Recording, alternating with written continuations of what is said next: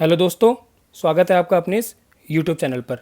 दोस्तों, आज की वीडियो आपके आने वाले एग्ज़ाम, चाहे CHSL का मेंस हो या फिर CGL का प्री हो, दोनों के लिए इंपॉर्टेंट होने वाली है। प्रीवियस ईयर के पेपर अगर हम देखें तो हमने उसमें देखा है कि जो GS सेक्शन है उसमें जो ज़्यादातर क्वेश्चन पूछे जाते हैं हिस्ट्री पॉलिटी सेक्शन में से, वो पूछे जाते हैं मॉडर्न हिस्ट्री से। पॉलिटी में पूछे जाते हैं तो उसी के कॉम्बिनेशन में, उसी के कोरिलेशन में एक टॉपिक आता है भारत के गवर्नर, गवर्नर जनरल और वाइसराय। इस वीडियो में डिस्कस करेंगे कि डिफरेंट एक्ट, जो अलग अलग एक्ट आए उनके माध्यम से कभी तो बंगाल का गवर्नर जनरल बन गया, बंगाल का गवर्नर जनरल को किसी एक्ट के माध्यम से भारत का गवर्नर जनरल बना दिया, और आगे देखा गया कि भारत के गवर्नर जनरल को भारत का वायसराय बना दिया। आज़ादी से पहले या आज़ादी के बाद भारत के वायसराय को पुनः भारत का गवर्नर जनरल बना दिया। तो इन सारे एक्ट के बारे में हम लोग जानेंगे, अलग अलग गवर्नर जनरल और वायसराय के बारे में हम जानेंगे, उनके इंपॉर्टेंट कार्य के बारे में जानेंगे। ऐसे अगर आप पढ़ने बैठेंगे तो बहुत सारे गवर्नर हैं, गवर्नर जनरल हैं, अब याद करने जाएंगे तो बहुत टाइम वेस्ट हो जाएगा।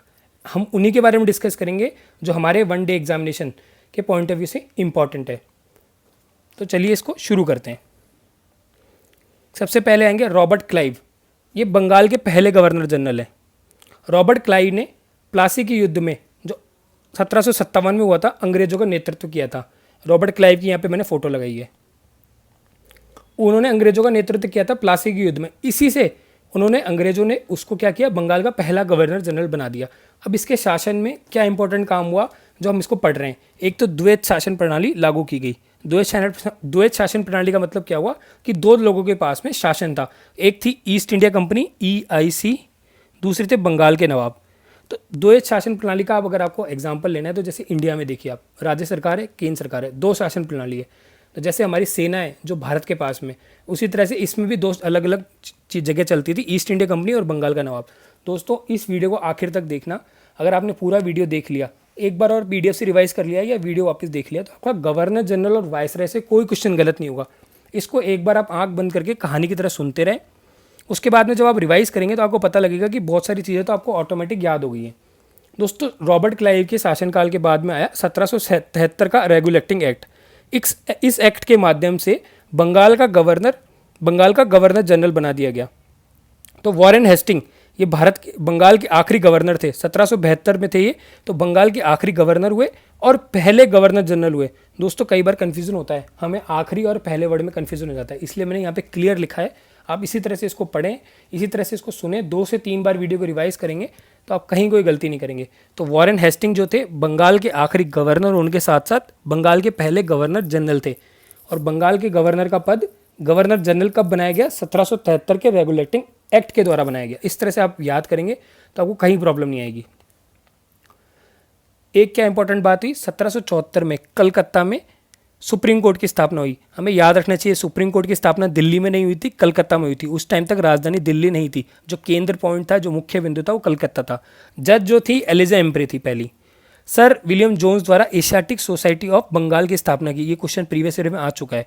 एशियाटिक सोसाइटी ऑफ बंगाल की स्थापना किसने करी? सर विलियम जोन्स ने करी। इसी के शासनकाल में पहला समाचार पत्र, भारत का पहला समाचार पत्र द बंगाल गजेट की शुरुआत की गई। इस तरह से दिखता था the Bengal gazette. Pitt's India Act के विरोध में इन्होंने इस्तीफा दे दिया था, और ये एकमात्र गवर्नर जनरल हैं जिन्हें ब्रिटिश संसद में महाभियोग का सामना करना पड़ा था। लॉर्ड कॉर्नवालिस, ये थोड़ा सा ऊपर नीचे हो गई फॉर्मेटिंग। लॉर्ड कॉर्नवालिस, इन्हें सिविल सेवा का जनक कहा जाता है, पुलिस व्यवस्था का जनक किया जाता है। इन्होंने ही स्थायी बंदोबस्त की प्रणाली को लागू किया था, और श्रीरंगपट्टनम की संधि भी इन्होंने लागू की थी।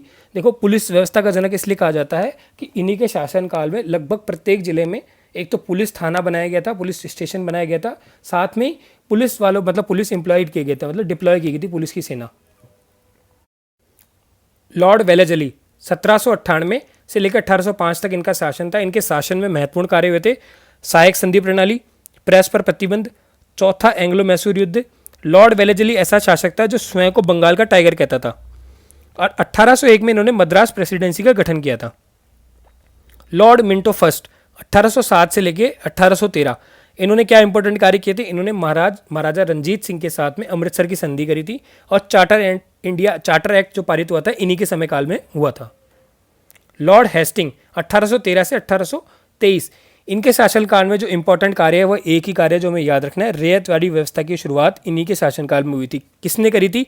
मद्रास में थॉमस मुनरो ने करी थी। लॉर्ड विलियम बेंटिक 1828 से 1835, 1833 के चार्टर एक्ट के माध्यम से बंगाल का गवर्नर जनरल भारत का गवर्नर जनरल बना दिया गया।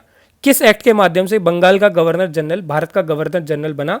1833 का चार्टर एक्ट। याद रखने वाली बात है, विलियम बेंटिक बंगाल का आखिरी गवर्नर जनरल था, साथ ही भारत का पहला गवर्नर जनरल बना। इसने क्या किया था? सती प्रथा को समाप्त किया था। स्टार मार्क कर लीजिए, इंपॉर्टेंट है। चार्ल्स मैडकॉफ, इसने क्या किया था? इसका महत्वपूर्ण कारण यही है, इसको इसीलिए याद रखा जाता है कि इसने प्रेस को स्वतंत्रता दिलाई थी। 1835 से 1836 में ये शासन करा। लॉर्ड एरनब्रो, इसने दास प्रथा का अंत किया था। साथ में रविवार की छुट्टी जो हम देखते हैं आप सब जगह होगी है, इसी ने यहाँ पे शुरुआत की थी रविवार की छुट्टी की। लॉर्ड एरनब्रो। लॉर्ड डलहौजी, इसे आधुनिक भारत के निर्माता की संज्ञा दी गई। 1848 से 1856 तक इसने शासन किया। इसी के शासनकाल में रेलवे की शुरुआत हुई, संचार प्रणाली की शुरुआत हुई, डाकघर अधिनियम पारित किया गया, सिविल सेवा प्रतियोगिता परीक्षा की शुरुआत की गई। याद रखना, सिविल सेवा की शुरुआत तो कहीं और हुई थी, लेकिन सिविल सेवा प्रतियोगिता परीक्षा की शुरुआत की गई डलहौजी ने। हड़प नीति की शुरुआत भी इसने करी। हड़प नीति का मतलब यह है कि वह जो रियासतें होती हैं, अगर किसी का उत्तराधिकारी नहीं होता है किसी के रियासत में, तो उसको अंग्रेज सरकार अपने अधीन कर लेती थी। इसी के शासनकाल में भारत की पहली रेल चलाएगी। अब आपके लिए कुछ क्वेश्चन है कि आप मुझे कमेंट करके बताएंगे कि पहली रेल कहाँ से कहाँ तक चली और कितने किलोमीटर चली। ये सीजीएल मेंस 2022 में क्वेश्चन आया था कि कितने किलोमीटर चली पहली रेल, तो आप मुझे कमेंट करके बताएंगे। लॉर्ड कैनिन, इसी के शासनकाल में 1857 का विद्रोह हुआ, जिसके कारण भारत का शासन ईस्ट इंडिया कंपनी से ब्रिटिश सरकार के अधीन चला गया। 1857 के विद्रोह के कारण ब्रिटिश सरकार को ऐसा लग गया कि अब ईस्ट इंडिया कंपनी इंडिया को नहीं संभाल पाएगी, भारत को नहीं संभाल पाएगी, तो उसने पूरा जो शासन है प्रशासन है अपने अधीन कर लिया। साथ ही भारत के गवर्नर जनरल का पद को भारत के वायसराय का पद बना दिया। तो अब जो लॉर्ड कैनिन है वही भारत की आखिरी गवर्नर जनरल है, साथ में भारत के पहले वायसराय भी हैं। इसी के शासनकाल में भारतीय दंड संहिता, इंडियन हाई कोर्ट एक्ट, विधवा पुनर्विवाह अधिनियम पारित किया गया। हड़प नीति जो मैंने आपको अभी थोड़ी देर पहले बताई थी, उसको समाप्त भी इसी के शासनकाल में किया गया। लॉर्ड मेयो, 1869 से लेके 1872 अजमेर में जो मेयो कॉलेज है उसकी स्थापना इन्होंने की। 1871 में पहली बार जनगणना की गई। ध्यान रखना, जनगणना का पॉइंट आगे भी आएगा, तो आपको याद रखना 1871 में पहली बार जनगणना की गई। एकमात्र वायसराय हैं जिनकी हत्या इन्हीं के शासनकाल में 1872 में इनकी हत्या कर दी गई थी, जब ये वायसराय थे उसी समय पे। लॉर्ड लिटन, इन्होंने क्या किया था? एक तो वर्नाकुलर प्रेस एक्ट लाए थे और समाचार पत्रों पर प्रतिबंध लगा दिया था इन्होंने, लॉर्ड लिटन ने। लॉर्ड रिपन, लॉर्ड रिपन को भारत के उद्धारक के नाम से भी जाना जाता है। भारत के उद्धारक, आधुनिक भारत के निर्माता तो डलहौजी थे, लेकिन भारत के उद्धारक कौन थे? Lord Ripon. इन्होंने वर्नाकुलर एक्ट को समाप्त कर दिया। लॉर्ड रिपन को ही स्थानीय स्वशासन का जनक कहा जाता है। नियमित जनगणना की शुरुआत अभी ऊपर आया था कि लॉर्ड मेयो के टाइम पे तो पहली बार जनगणना की गई थी, लेकिन लॉर्ड रिपन के टाइम पे नियमित जनगणना की शुरुआत की गई थी। लॉर्ड डफरिन, इनके समय इंपॉर्टेंट काम क्या हुआ था? इनका शासन था 1884 से लेकर 1888 तक। इनके समय में भारतीय राष्ट्रीय कांग्रेस की स्थापना की गई 1885 में। लॉर्ड कर्जन, 1899 से 1905 बंगाल का विभाजन किया। भारतीय पुरातत्व आयोग की स्थापना भी इन्हीं के समय में की गई थी। लॉर्ड हॉर्डिंग, 1910 से लेकर 1916 तक इन्होंने शासन किया। इन्होंने क्या किया था? जो लॉर्ड कर्जन ने बंगाल का विभाजन किया था, इन्होंने इस विभाजन को रद्द कर दिया। राजधानी को कलकत्ता से लेकर के दिल्ली शिफ्ट कर दिया। आपको याद होगा, हम लोग हिस्ट्री में, मॉडर्न हिस्ट्री में पढ़ते हैं कि एक दिल्ली दरबार आयोजित किया गया था 1911 में, तो उसी में डिसाइड किया गया था कि हम लोग राजधानी को दिल्ली बना देंगे। तो ये वही पॉइंट है, उस टाइम पे लॉर्ड हॉर्डिंग ही हमारे वायसराय थे, उन्होंने ये डिसाइड किया। प्रथम विश्व युद्ध की शुरुआत भी इन्हीं के शासनकाल में हुई थी। लॉर्ड चैम्सफोर्ड, 1916 से 1921 अमृतसर में जलियांवाला बाग की हत्याकांड भी इन्हीं के शासन में हुआ था। हमें याद है कि अप्रैल 1919 में, अगर मुझे सही याद है, अप्रैल 1919 में ही जलियांवाला बाग हत्याकांड हुआ था। उस समय भारत के वायसराय कौन थे? Lord Chelmsford. रॉलेट एक्ट इन्हीं के शासनकाल में लागू हुआ था। असहयोग आंदोलन की शुरुआत इन्हीं के शासनकाल में हुई थी।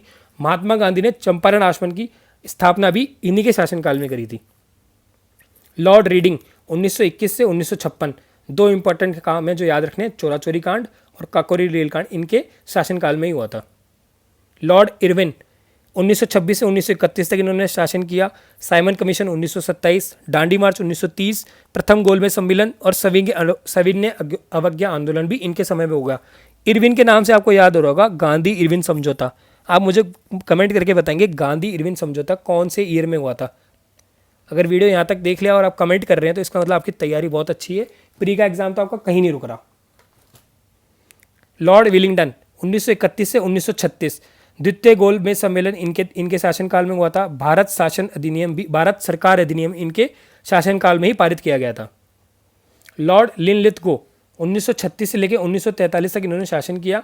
मुख्य जो इनके शासनकाल में जो मुख्य बिंदु है, एक तो भारत छोड़ो आंदोलन हुआ था और एक क्रिस मिशन हुआ था। अब आपके लिए कमेंट सेक्शन मैं चाहता था यहाँ पे ईयर लिख सकता था, जैसे मैंने इसका भी लिख दिया। मुझे 2 मिनट लगते सर्च करके मैं लिख देता, लेकिन मैंने जान करके नहीं लिखा। क्यों? मैं देखना चाहता हूँ कि कितने लोग एक तो वीडियो को आखिर तक देख रहे हैं, साथ में कितने लोगों को पता है कि भारत छोड़ो आंदोलन कब हुआ था। अब 1936 से 1943 के बीच में हुआ था, तो आपको पता होना चाहिए कब हुआ था। मुझे कमेंट करके बताएंगे। लॉर्ड माउंटबेटन 1947, ब्रिटिश शासित भारत का अंतिम वायसराय, मतलब एक तो लास्ट वायसराय है ब्रिटिश शासित, मतलब जब भारत अंग्रेजों के अधीन था तब ये लास्ट वायसराय है। आज़ाद भारत का पहला गवर्नर जनरल भी यही है। इसके सेवानिवृत्त होने के बाद सी राजगोपालाचारी को भारत के जो सी राजगोपालाचारी हैं वो भारत के पहले और आखिरी गवर्नर जनरल है, क्योंकि उसके बाद में हमारे यहाँ पे गवर्नर जनरल का पद बंद हो गया। दोस्तों, यहाँ तक हमने इस वीडियो को देख लिया है, तो प्लीज़ आपसे रिक्वेस्ट है वीडियो को लाइक करें, इसको ज़्यादा से ज़्यादा शेयर करें, ताकि मेंस का जो CHSL का एग्ज़ाम आने वाला है उसके लिए भी ये बहुत इंपॉर्टेंट है। साथ में CGL के एग्ज़ाम की जो प्री है उसके लिए बहुत इंपॉर्टेंट है। साथ ही दोस्तों चैनल को सब्सक्राइब कर लीजिए। डिस्क्रिप्शन में मैंने टेलीग्राम चैनल का लिंक छोड़ा हुआ है, अब उस लिंक पर जाकर के टेलीग्राम चैनल को ज्वाइन कर लें। वहाँ पे मैं PDFs डालता हूँ, वो PDFs का आप यूज़ कर सकते हैं अपनी तैयारी के लिए। Thank you. जय हिंद।